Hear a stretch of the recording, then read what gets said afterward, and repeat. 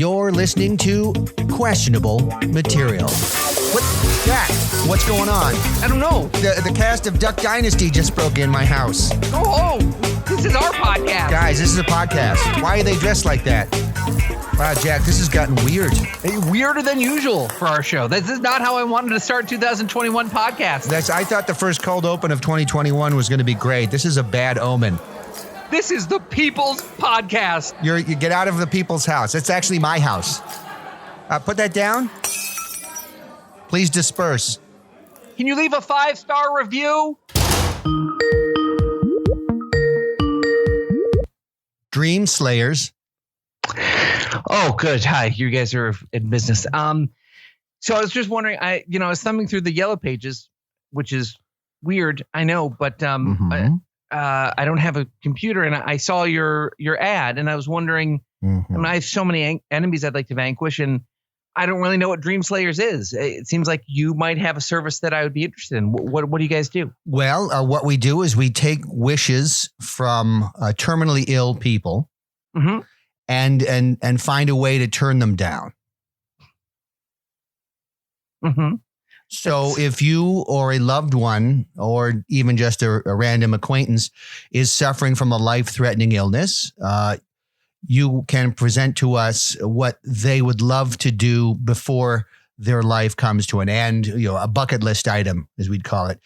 And we will find a way to deny that wish, to slay that dream.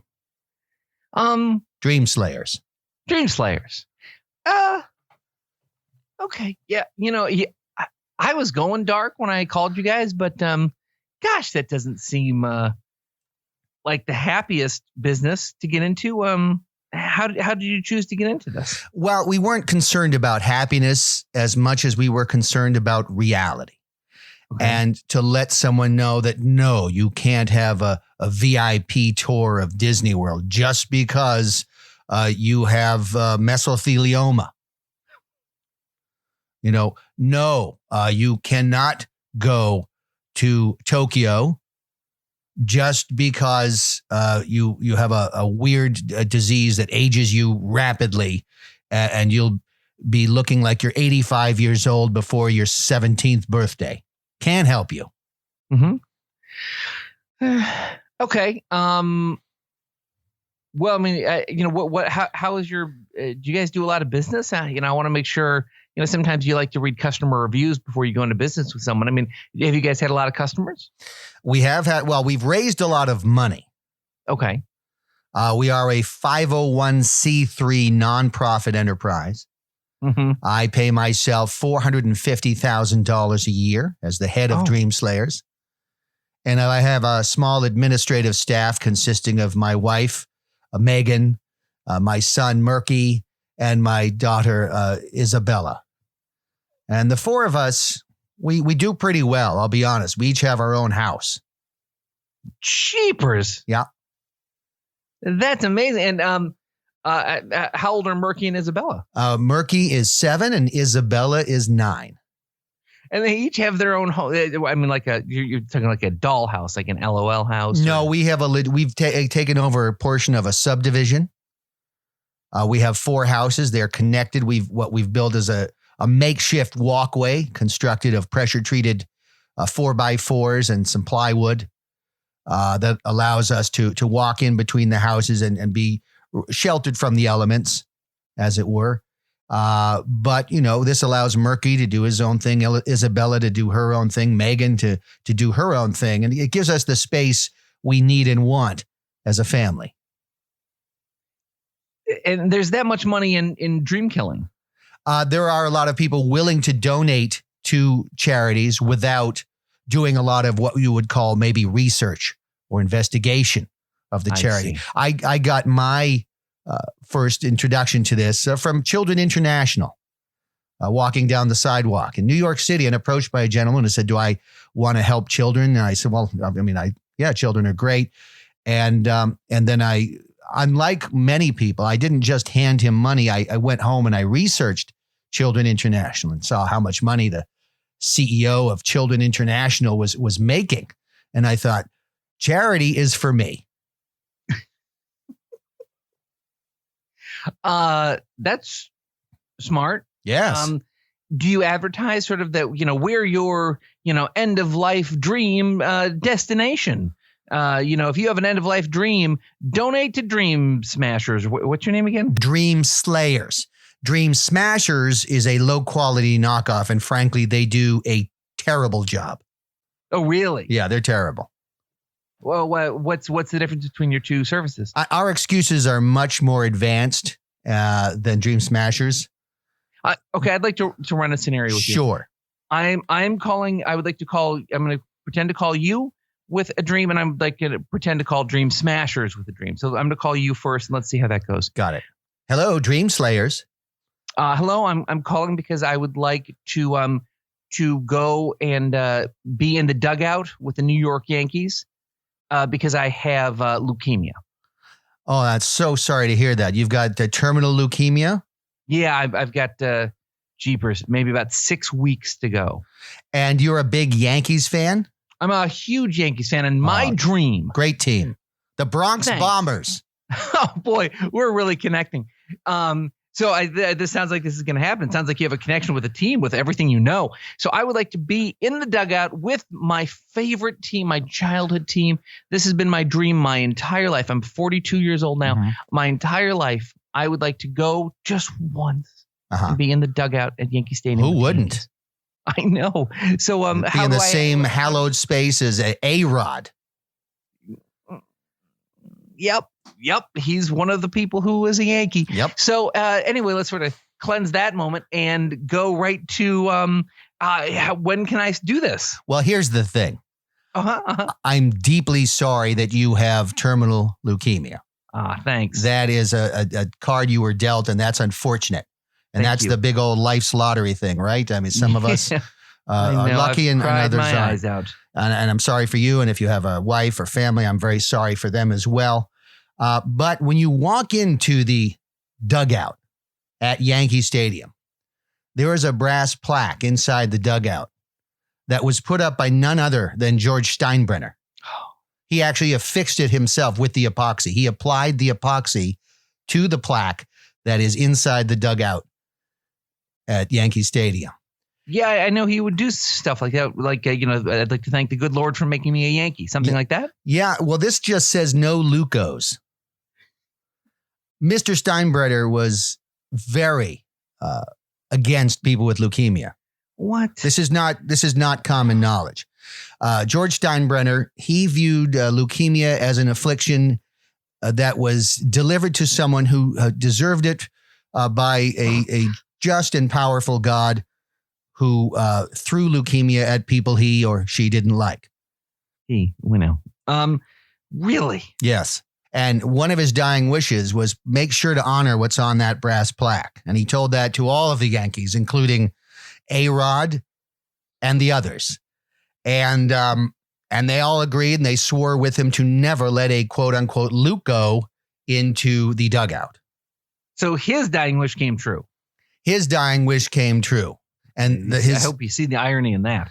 That is, and again, that goes back to the lottery of life kind of thing. Like he drew that winning card. Yeah. Head of a great baseball franchise. And he got his dying wish was that no people with leukemia are allowed to enter the Yankees dugout. No matter how much they would love to do it, no matter how devoted fans they are, no matter if they know A-Rod or any of the other Yankee players. Like who? All the other ones. No, like one of the, maybe the most famous baseball player to ever live. Who? Well, A-Rod obviously is one of them. Very popular. Yeah. There were all sorts of Yankees throughout history who have played the game, the great game, as we call it. Is that we call it the great game? Mm-hmm. America's pastime. I know we call it that. Yeah. 5D chess that's not applicable.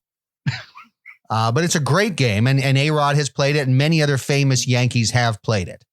And we want to honor them and their cherished memory. Joe DiMaggio?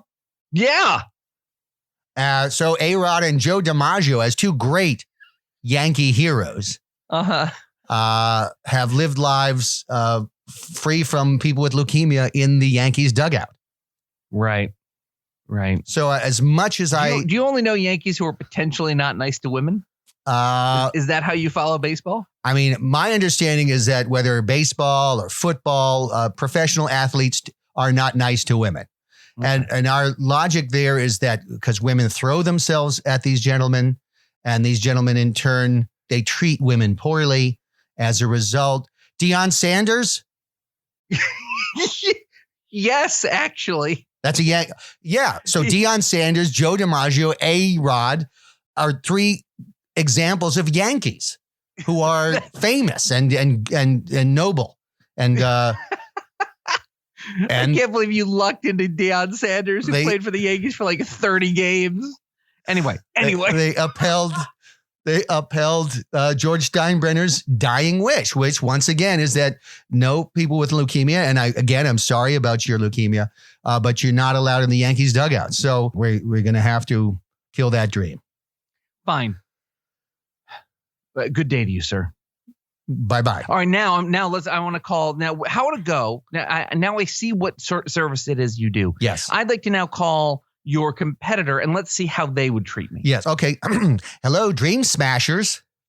Oh, hi. I'm calling because, I have terminal leukemia and I would love to go visit my childhood team, the team of my dreams, the team I love the most, the New York Yankees, and spend a day in their dugout and in their clubhouse before a baseball game. And it just would be my dream. They're in Ohio. They're playing the Indians tonight? No, they all moved to Ohio. The New York Yankees moved to Ohio? Yes. What is it? Because it's the off season? Camping. They're camping. Well, I mean, they have a game scheduled for tomorrow night in the stadium. Fake news. How can I have my dream come true then? I'm sorry, you're breaking up. I'm calling from a landline. This is plugged into a wall. I know you're still there. I can hear you breathing. Well, I'm glad we could be of service to you, sir. You were okay. So I kind of think that illustrates how Dream Smashers doesn't quite have the creative vision that Dreamslayers has, and in denying your end of life wishes.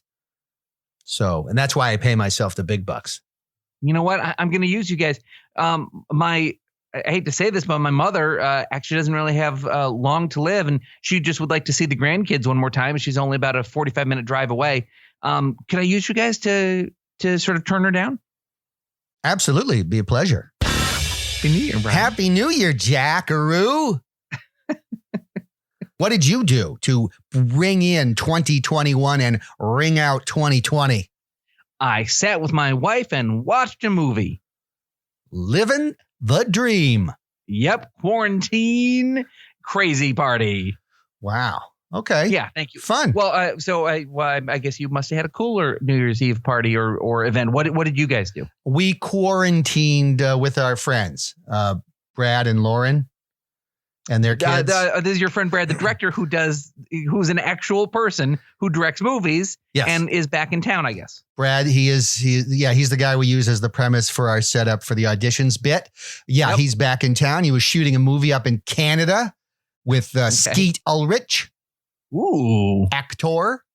Yeah. Apparently very nice guy. You know, in quarantine, you use who's available. That's right. You can't get picky. No, we got this cool Bradley Cooper script, but man. Well, the way I look at it is he's doing a movie. That's true. And I'm not. Very true. True indeed. And Brad even knows me more than Skeet, and yet put Skeet in the movie.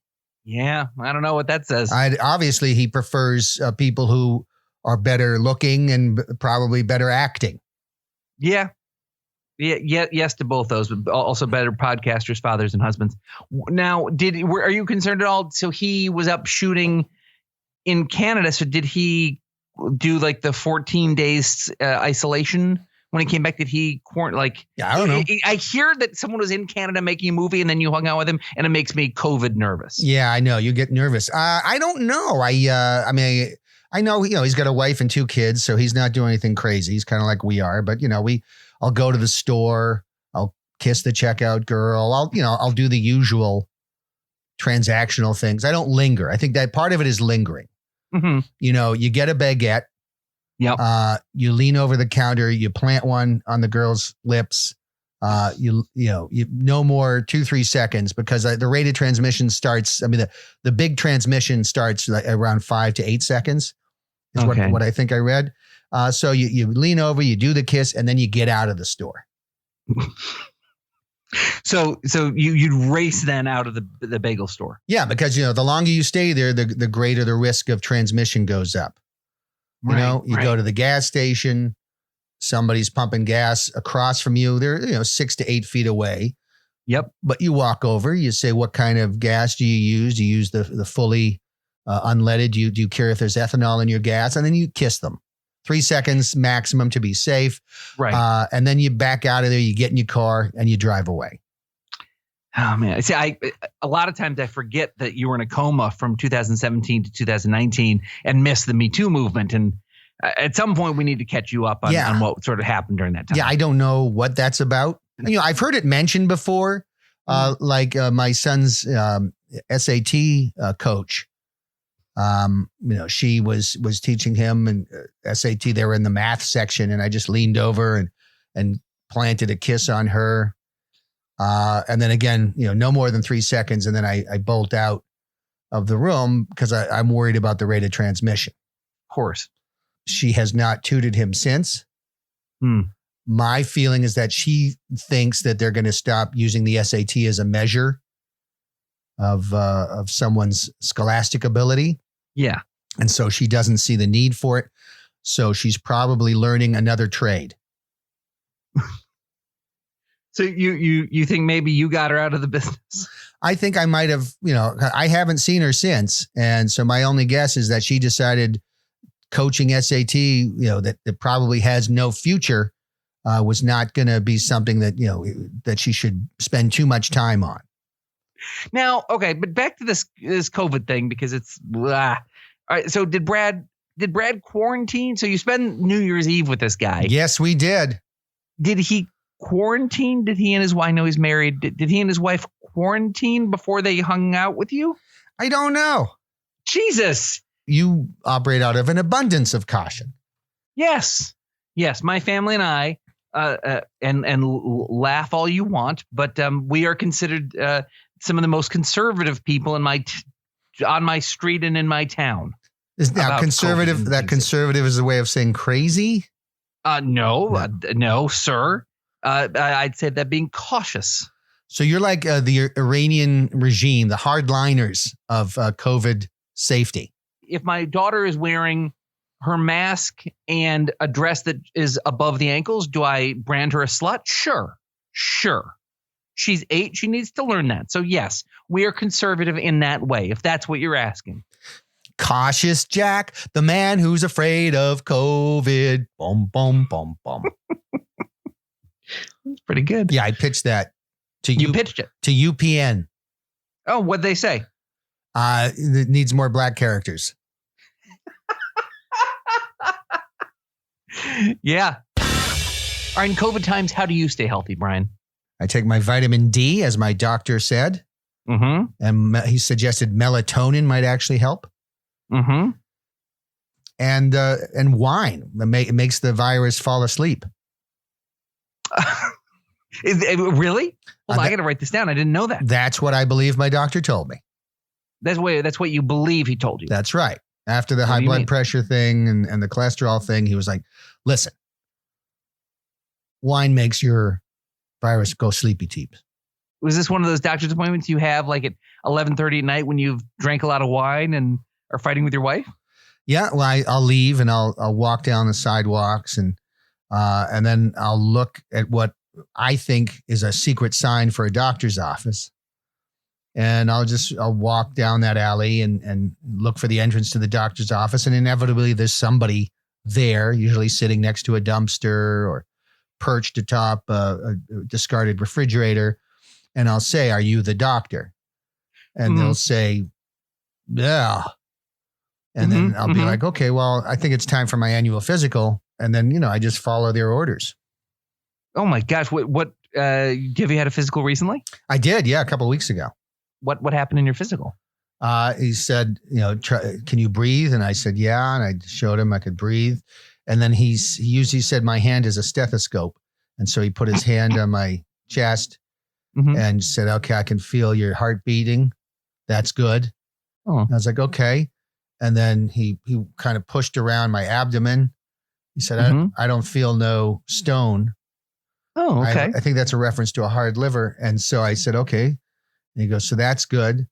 And then, of course, prostate cancer is a thing we got to be concerned about. So he checked that for 20 something minutes.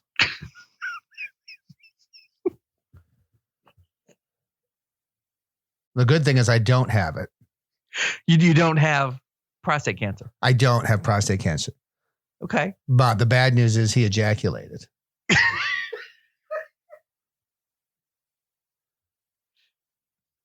That's bad news. I'm worried. Okay. So after he was done, what was the rest of the physical like? Well, then it was just a matter of the copay. What was how much was your copay? I don't know what your insurance plan is. He said it's whatever's in my wallet, which I just gone to the ATM. So it was exactly $200. Oh, wow. Oh, man. We got to reform healthcare in this country. Yep. So, Brian. Yes, COVID boy. Nope, because I'm smart. Do you, not I think longtime listeners of our podcast will know that you're a preeminent time travel expert. Yeah, I do love chronological travel. Yeah. Since you already know everything that happens in 2021. Right. Maybe you could just sort of, tell some of our listeners what is in store. Because, I think for a lot of people right now, the fear of the unknown is might be a lot for a lot of people. There's still so much uncertainty in the world. So I think it'd probably bring a lot of comfort to people to know that we're going to come out of 2021, the year we find ourselves in right now, 4 or 5 days in, and that we're going to be okay. Would you mind just sort of talking through some of the big events that you have already lived through in 2021? Absolutely. Yeah.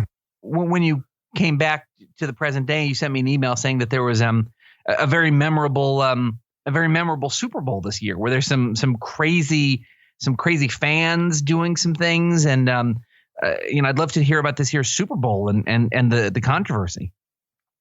Well, the NFL saw that the numbers were dropping a little bit. Their displays of political opinion, their kowtowing to some ideologies and things had upset a lot of their fans. And so they wanted to bring it back. They wanted to win their fans over.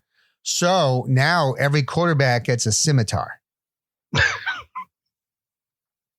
Oh my God. They're allowed to hack and slice their way to the end zone, as they call it. And that's added a degree of kind of excitement and adrenaline and homicide that the game hasn't really had in the past. In the past, you might have the occasional injury, but of course, back then they were allowed to wear helmets and padding.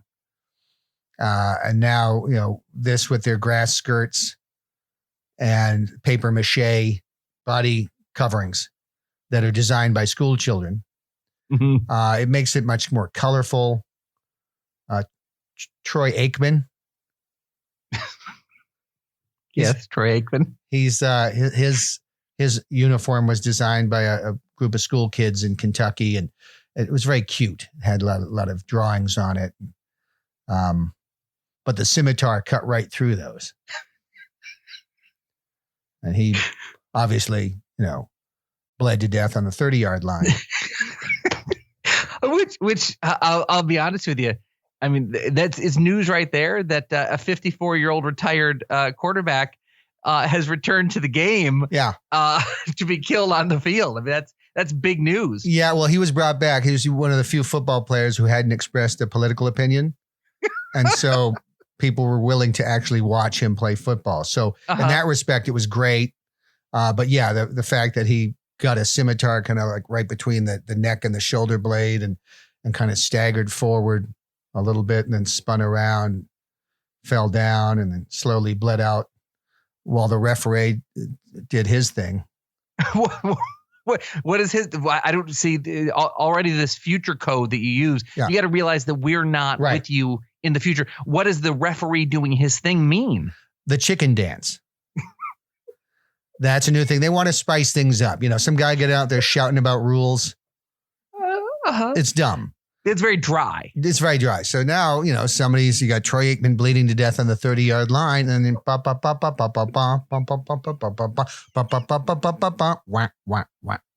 and the audience gets into it. They're cheering, and it's much more festive. Obviously, not if you're lying on the 30-yard line, but for the rest of the players, it's kind of a fun thing. And it's nice to know that Troy Aikman went out with an audience singing in unison the chicken dance. That's nice to think of. Well, I mean, I certainly would prefer hearing that than to the screams of pirates or things. I mean, it's all relative, really. Yeah, I guess so.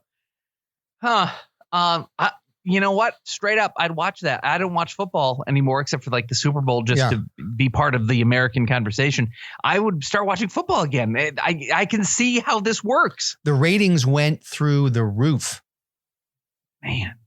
Because the team that wins gets to shoot the opponent's team out of a cannon.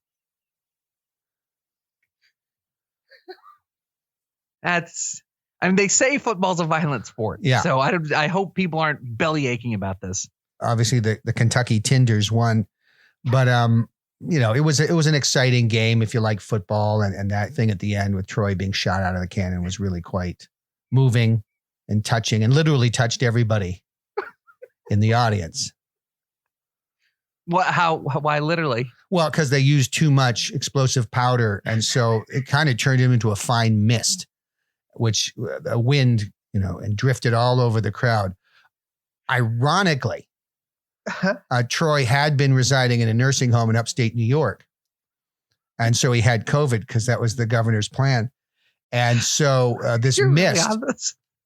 This okay, so it was a super spreader event. It was a super spreader event.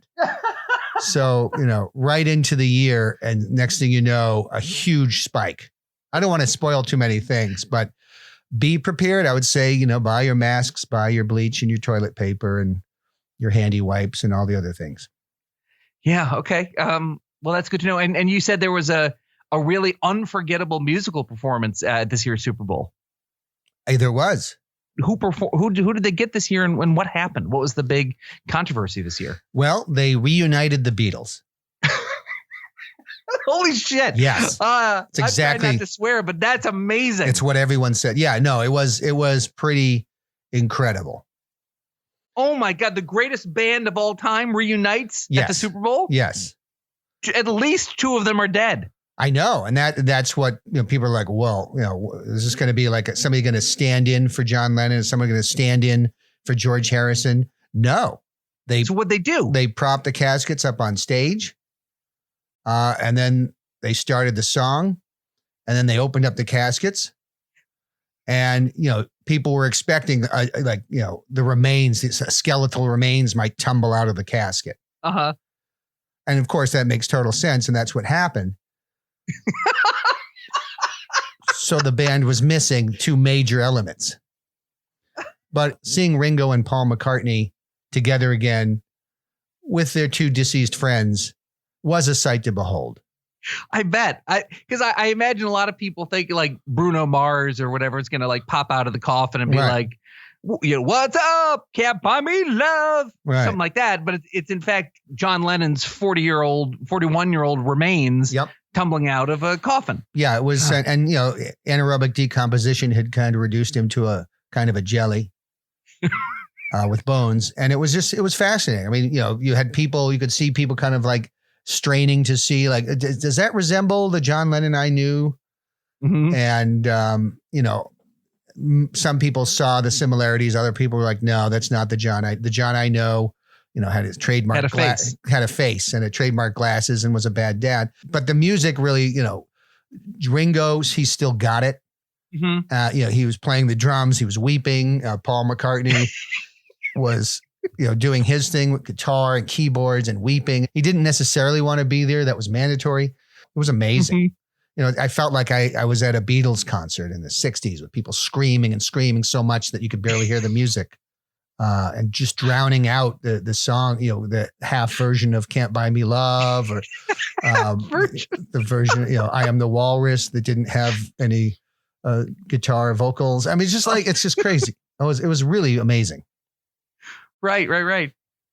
And they brought Yoko Ono on at the end to what happened in the end with Yoko? You said it was a big controversial moment. Yeah. I mean, they brought her out on stage. And there was a ladder, and hanging above the ladder was a note. So it was like it was reminiscent of her art. And so she climbed up the ladder, and at the top she looked at the note, and the note said "die." And then upon reading that out to the crowd, a single solitary arrow shot from a compound bow pierces her skull. And there's this, and she just kind of turns to the audience and realizes that all this time they didn't like her, and that her constantly saying weird crap just had finally triggered them. And the crowd rose up in joy at the sight of her toppling off the ladder with this arrow that had pierced her skull. And then, as tradition now dictates, everybody did the chicken dance.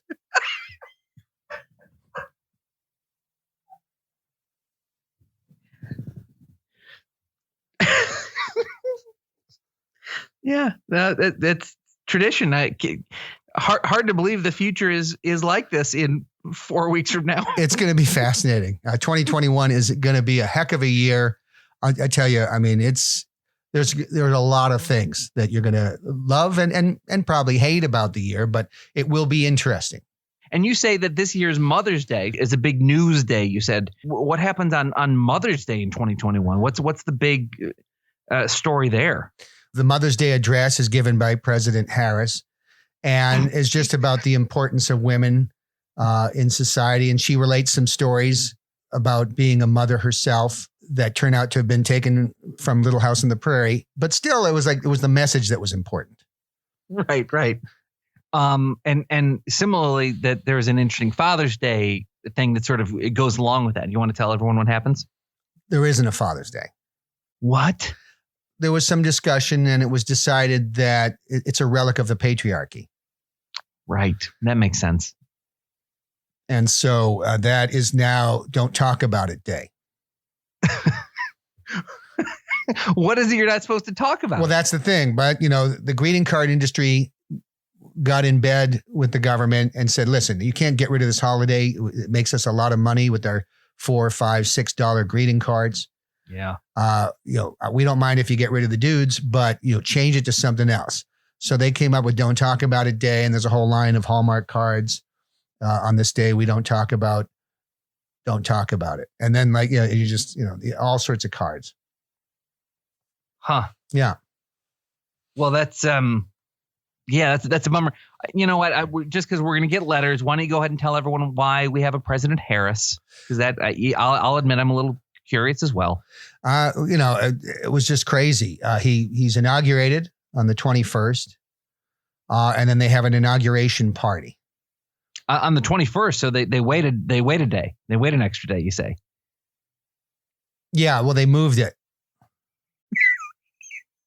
It took a full day to get Donald Trump out of the Oval Office. He clung to every piece of furniture. And the guy, he doesn't look like he's super physically fit, but he had a grip on that desk, and he was not. But they finally got him out. Yeah. And so let's do the inauguration tomorrow. It's already 5:30. Let's wait a day. Yeah. Let's wait a day. So they did the inauguration. Okay. And they go back. There's a big party. Ironically, the party was at the Trump Hotel. That stings. You have to be jerks about it. Yeah, it's almost like they did it on purpose. And so they had the party there. And then, President Biden brought up Vice President Harris and said, we did it. And then she proposes a toast, and she hands him the toast glass, and He drinks it and they toast to what they're going to be doing. And then it wasn't like 10 minutes later, the guy's dead. Huh. It sounds like possibly he was murdered. No, the government said it was old age. Okay. And if, what happened was some people suggested that there was foul play, but they were immediately suspended from YouTube and Twitter. And you said that 2021 has a really interesting Time Magazine Person of the Year. It does. Who is this year's Time Magazine Person of the Year? Yeah, it was actually a big surprise to many, many people. It was Michael Hutchence from INXS. That's a big surprise. Why? Because, he kind of put autoerotic asphyxiation on the map. And they felt like, it is something that has been so hush-hush. And he finally literally came out of the closet as someone who likes to suffocate themselves to achieve a higher level of orgasm. Mm-hmm, mm-hmm. And Time Magazine is always willing to look back and honor people for their achievements. Right. Yeah. I mean, some painters die broke and now their paintings are literally invaluable. Yeah. Multi-million-dollar paintings. Yeah. But back at the time, they weren't, nobody appreciated their genius. And that's the thing. I think he's very similar to a lot of famous artists in that way. Especially in the autoerotic asphyxiation world. Exactly. And, at the time it was kind of looked down upon. Why would you do that? Why would you risk death and die such an ignoble way in a closet or armoire by strangling yourself and masturbating? And we've come to realize that, no, that's a normal thing, that everybody does it. And you shouldn't be judged for it. I think, right. We've stopped judging people for anything these days. And it seems that, we bullied him in a way, and by making fun of that particular way to dispatch oneself. And so it's time, it's come full circle and literally. And so now, we're honoring Michael Hutchence and David Carradine and all the other people who have masturbated themselves to death. Right. So are you saying that autoerotic asphyxiation is sort of like the ice bucket challenge of this year? It's sort of the thing that everyone is doing? Yeah, but they advise you don't make a video of it that you put on Facebook. Because stuff like that, it'll come back and haunt you, years later when you're applying for a job and they look into your social media history and see you with a belt around your neck, masturbating in a closet. That's the kind of thing some employers, they look down upon. Yeah, tell me about it. Last thing on a selfish thing, I hate to bore people with this, but you said it's a notable year for me. It is.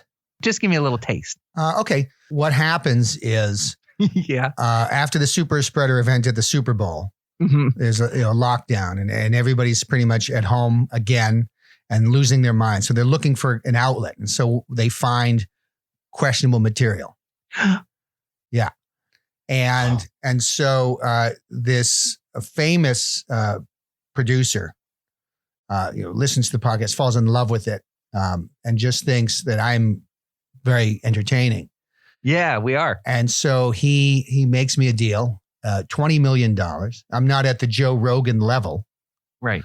But $20 million for me to, and he wants to change the name. Questionable Material becomes Brian's World. And I want it's the number 3 comedy podcast. Number 1 being Joe Rogan, which isn't comedy. 2, which is Good Housekeeping Tips, which is also not comedy. And then 3 is Brian's World.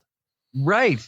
So we're now doing this show called Brian's World. I am. And so that's the thing. So my co-host, which is, of course is you, is so outraged by what he sees as this kind of treason, on Brian's behalf, but turning around, taking all this money and walking away from the partnership, that he's outraged. And you train how to fly single engine aircraft, and you fly it to Washington, D.C. And you, during a full session of Congress, during the State of the Union address by President Harris, you fly that plane right into the dome of Congress. Jesus. And the sad thing is, President Harris's voice is so loud and powerful that nobody even heard your plane striking the Capitol Dome. And you weren't discovered until 6 weeks later. Your wife reports you missing. She reported, and a cleaning crew discovers the wreckage of this Beechcraft Bonanza that you flew into the Capitol Dome, and you were killed instantly, of course. But, and they piece things together and realize you were trying to make some kind of political statement at the time. No one's quite sure what it is. Your manifesto, unfortunately, you tried to record one, but your laptop camera was broken.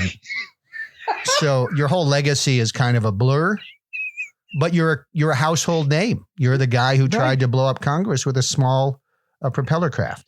But so I fly it into the dome of Congress and I fail to the point where only a cleaning crew discovers it days or weeks later. Yeah, it didn't accomplish anything. It barely dented. I mean, the building's been reinforced many times, and it was built really well.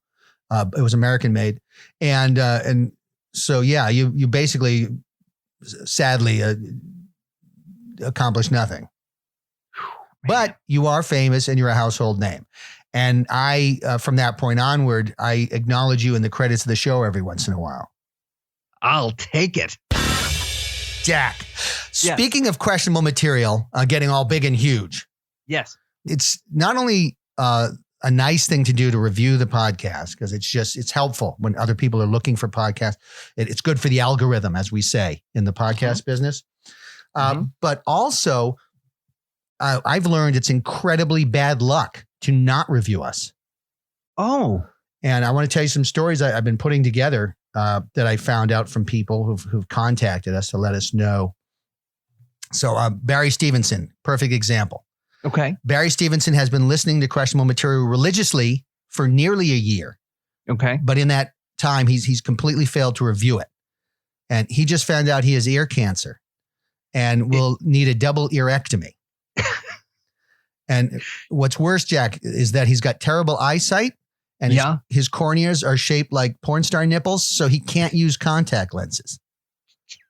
And without ears, he can't use glasses. So he's obviously devastated because he loves to read salon.com articles about gender identity. Right. Who doesn't? I mean, it seems like such an easy thing to do to avoid, I mean, the health problems. Yeah, that's just devastating. It's free to do. It's easy. It's quick. And yet you have these people who just, they risk, they tempt fate. Like, oh my God, it's just heartbreaking. It's sad. George Michael, the front man for the band Wham. Right now, he died 4 years ago. I remember. But a lot of people say that they think his premature death was related not to a long history of drug and alcohol abuse, but because his poor little cocaine heart was pining for questionable material to exist as a podcast so that he could leave a glowing review. Man. Yeah. No, that's sad.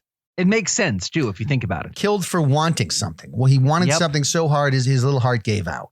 It sounds like a George Michael song. It does. And he's had such a voice. He really did. But I'm glad that I was part of his dreams. Yeah, you were. You definitely were. Gustavo Perez, who was an undocumented worker who listened to questionable material during his shift in the kitchen of a Denny's in Albuquerque. Oh, hey, Gus. All right. So now it could be argued that since he doesn't speak English, that he only listened to our podcast because he liked the sound of the juxtaposition of my masculine voice to your, effeminate tuberculosis voice. But what are you talking about? What people think is that to some higher power, his failure to review us and say that we were bueno was still completely unacceptable. And that is why immigration authorities burst into his home last week and have begun proceedings to return him to Guatemala, where he will be murdered by gangs. That's part of the paperwork. They crossed that out because it's not technically legally necessary to say that. It could just be assumed. And all he had to do was write a review, just bueno. Yeah. 5. New York Governor Andrew Cuomo. Now, he had a chance to review questionable material, but instead he enacted a rule that required nursing homes to take COVID patients that resulted in the death of thousands of elderly nursing home residents, Jack. Yeah, I think you mentioned that before. And while a complicit media has helped him cover that up, it's becoming obvious that more and more people are starting to learn that he's a terrible governor. And all of this could have been avoided if he'd only spent a moment to review us. Yeah, that's a good lesson for him. And here's a tragedy, Jack. Oh, no. Luke Ryan Jennings, who was just about to marry his fiancée, Alexa, had a chance to review questionable material. He had even gone to the effort of writing something clever, and all he had to do was press the publish button. But his dog Benji started choking on a crayon, and he got distracted and didn't publish the review. And he was so distraught about his dog's condition that he didn't even realize that Rachel Dolezal had quietly entered his home, poured gasoline everywhere, and declared she was a black arsonist. Okay, Luke and Benji were incinerated in the blaze. And what's it's terrible. And what's worse is they burned to death while hearing Help by the Beatles after he cried out, Alexa, help. All right, well, Happy New Year, Jack. Jack! That was questionable material. Make sure to subscribe to the podcast. Make sure to review the podcast. Make sure to visit qmpodcast.com.